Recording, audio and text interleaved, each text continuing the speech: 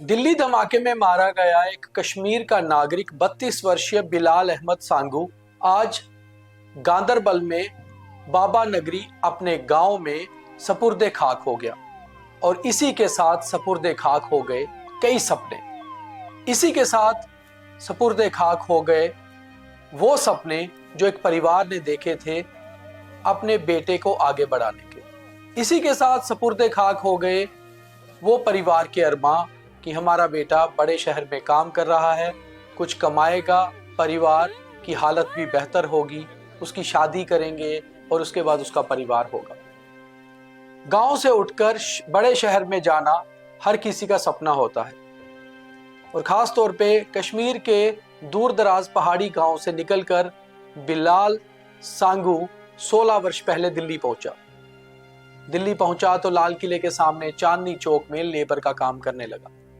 अधिक पढ़ा लिखा नहीं था, इसलिए शुरू में मजदूरी करते करते धीरे धीरे कुछ पैसे कमाकर अपना एक इलेक्ट्रिक ऑटो डाला। जब चांदनी चौक का सौंदर्यकरण हो रहा था कुछ साल पहले, तो ऐसे में बिलाल अहमद को भी एक चांस लगा कि वो अपने काम को कुछ बढ़ा पाए। काम के साथ साथ सपने भी बढ़े और उसके साथ साथ परिवार के अरमान भी। गांदरबल के बाबा नगरी छोटे से गांव में वो परिवार कितने सपने संजोए होगा। और जब उस परिवार को सोशल मीडिया के जरिए पता लगा कि कश्मीर के ही एक आतंकी डॉक्टर उमर उन नबी ने जिस कार को ब्लास्ट किया है लाल किले के बाहर, उसमें उनका बेटा भी मारा गया। एक कश्मीरी आतंकी जो पढ़ा लिखा था, चाहता तो देश का, परिवार का, अपना नाम रोशन कर सकता था, कईयों का इलाज कर सकता था, मगर नहीं, उसने आतंकी राह चुनी और देश को दहलाने की साजिश में हिस्सा बना। मगर वहीं दूसरी ओर कश्मीर का ही एक बेटा जो अनपढ़ था, अधिक पढ़ा लिखा नहीं था, अरमान थे परिवार के लिए, कश्मीर के लिए कुछ करने के, पर अरमान थे देश का सच्चा नागरिक बनने के। लाल किले के सामने चांदनी चौक में कई वर्ष बिताए। 16 वर्ष की आयु में बिलाल अहमद सांगू गांदरबल से दिल्ली गया था।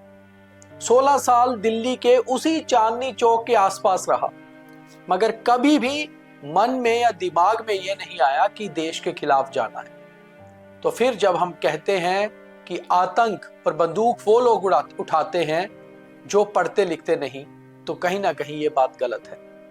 जो ज्यादा लिटरेट व्हाइट कॉलर टेररिज्म आज सामने आ रहा है, वो एक चीज साफ करता है कि एक कश्मीरी डॉक्टर उमर आतंकी भी था और एक कश्मीरी उसी धमाके में मारा गया 32 वर्षीय बिलाल अहमद सांगू भी था। 16 वर्ष दिल्ली रहा, कितने कठिन चीजों से वो निकला होगा। मजदूरी की, लोगों की गालियां भी खाई, कई बार चांदनी चौक के एक पेड़ के नीचे वो सोया करता था। चांदनी चौक में जहां वो मजदूरी करते करते 16 साल बिता चुका था, लगभग उन लोगों के लिए वो एक परिवार सा हो गया था। कई दुकानदार, कई ऑटो चालक, कई आसपास के रेडी फड़ी वाले उसे बिलाल कश्मीरी के नाम से बुलाते थे और कई लोग सिर्फ कश्मीरी, कई लोग छोटू कश्मीरी भी कहा करते थे, क्योंकि वो बहुत छोटी आयु में एक टीनेजर के रूप में ही दिल्ली आ गया था। हर महीने, हर वर्ष जब घर जाता तो कुछ ना कुछ पैसे देकर आता, घर वालों को हर बार उम्मीद बंधाकर आता कि अगली बार आऊंगा तो कुछ और बेहतर करूंगा। जब दिल्ली में चांदनी चौक का सौंदर्यकरण हो रहा था, तो उस समय वहां के मजदूरों को एक मौका मिला कि वो वहां पर अपने कामकाज को आगे बढ़ाएं। ऐसे में बिलाल अहमद सांगू ने भी एक बैटरी रिक्शा खरीदा। दरअसल चांदनी चौक से अंदरूनी मार्केट अगर आपको जाना हो तो वहां आपके वही रिक्शा चलते हैं। इससे उसका काम भी आगे बढ़ा और कुछ सुखम भी हुआ। मजदूरी के बाद वो अपने ऑटो का मालिक बन चुका था। मगर आसपास के लोग और वहां के जो दुकानदार थे वो यही कहते थे कि कई बार वो रात भर भी अपने ऑटो में ही सोया रहता, देर रात भी कहीं कोई कस्टमर मिलता तो उसके लिए काम करता। थोड़े थोड़े करके अपने पैसों की जो जमा पूंजी की हुई थी वो परिवार को भेजता, क्योंकि उसका परिवार ज्यादा संपन्न नहीं था, इसीलिए मजदूरी करने के लिए उसे बड़े शहर आना पड़ा। अब ये उम्मीद जग रही थी परिवार की कि कहीं बिलाल की शादी की जाए, घर में शहनाइयां गूंजे और बिलाल अपना परिवार आगे बढ़ाए। गांदरबल के भी कुछ लोगों का यही कहना था कि बिलाल का परिवार बेहद गरीब था और जब बिलाल ने अपने परिवार को थोड़ा सा संपन्न कर लिया था कामकाज करके, तो परिवार उसकी शादी करना चाहता था। परिवार को ये उम्मीद थी कि अब वो थोड़ा सा बेहतर हो जाए, दिल्ली में कम से कम एक कमरे का ही कोई अपना किराए पे घर ले ले, क्योंकि अभी वो वहां चाल जैसे एक कमरे में काफी लोग रहते हैं वहीं रहा करता था। कई और सारे मजदूर भी उसके साथ रहते थे। तो यहां से एक बात साफ होती है कि एक कश्मीरी आतंकी ने जिस तरह से पढ़ लिख कर आतंक की राह चुनी, वहीं एक अनपढ़ कश्मीरी ने दरअसल मेहनत करने की राह चुनी। तो जो मुख्यमंत्री उमर अब्दुल्ला का बयान आया था कि सभी आतंकी नहीं है कश्मीर के लोग, सभी लोग आतंक की सोच नहीं रखते हैं, वो बात तो सच है। कई सारे नेता ये कहते हैं, मगर बात यही फर्क होता है कि बिलाल और उमर में कितना फर्क है। डॉक्टर उमर जो पढ़ा लिखा, घर से संपन्न, पैसे भी कमाए, इज्जत भी और डिग्री भी, उसके बाद भी आतंकियों का साथ दिया और एक फिदाइन बना।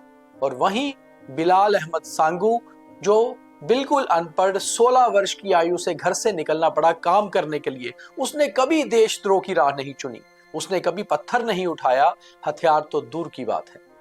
चांदनी चौक में जब यह धमाका हुआ लाल किले के सामने, उस समय तक किसी को पता भी नहीं था कि बिलाल भी उसमें मरने वालों में शामिल है। 3-4 दिन तक तो घर वालों को पता भी नहीं चला। फिर जब दिल्ली के हॉस्पिटल से कुछ अननोन लोगों की सूची जारी हुई, तो वहां आसपास लोगों ने उसके शव की पहचान की। शव की पहचान होने के बाद परिवार वालों ने अथॉरिटीज को यह कहा कि उनका बेटा भी गुमशुदा है, कुछ दिनों से फोन पर बात नहीं हो रही। उसके बाद अथॉरिटीज ने जब पता किया तो घर पे ये दुखद समाचार आया कि बिलाल अहमद सांगू भी उस धमाके में मारा गया है, जिसके मुख्य आरोपी, जिसका जैश ए मोहम्मद का आतंकी डॉक्टर उमर है। उसके बाद परिवार वालों ने शव को अपने नेटिव विलेज बाबा नगरी लाने की बात कही और फिर अथॉरिटीज की मदद से शव बुधवार सुबह पहुंचा गांदरबल। वहां पर बुधवार शाम को उसे सपुर्दे खाक कर दिया गया और उसके साथ ही सपुर्दे खाक हो गए कई अरमान, वो सब वहीं दब गए।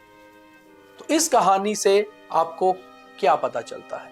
यही कि अगर आपका जहन सही हो और आप मेहनत की राह पे चलना चाहते हो, तो फिर आपके लिए परिवार और देश सब कुछ होते हैं। और अगर आपके दिल में और दिमाग में बारूद पड़ा हो, तो फिर आप अपने परिवार को भी निस्तो नाबूद कर देते हैं, आपके मकान भी गिरते हैं और आपका देश भी आपके नाम पर दाग लगाता है, क्योंकि आप आतंक की राह पर हैं। तो समझना यही होगा कश्मीर के युवाओं को इस कहानी से कि हमें डॉक्टर उमर जो आतंकी था वो राह चुननी है, या फिर बिलाल अहमद सांगू की मेहनत कश की राह, कि उसने मेहनत की और अपनी जान भी गंवा दी, मगर कभी भी गलत राह पर नहीं गया। तो कम से कम इसे ज्यादा से ज्यादा शेयर करिए और खास तौर पे कश्मीर में तो जरूर शेयर करिए, ताकि लोग समझ पाएं कि बिलाल अहमद सांगू की कहानी है क्या। और परिवार हालांकि शोक में है, मगर परिवार के साथ हम सबका सांत्वना है, क्योंकि एक हादसा था, एक हादसे में बिलाल ने अपनी जान खोई, मगर इस हादसे के पीछे जो जहन है वो भी उसी कश्मीर से उपज रहे हैं। हमें उन्हें रोकना होगा, उन्हें काटना होगा। बहुत धन्यवाद।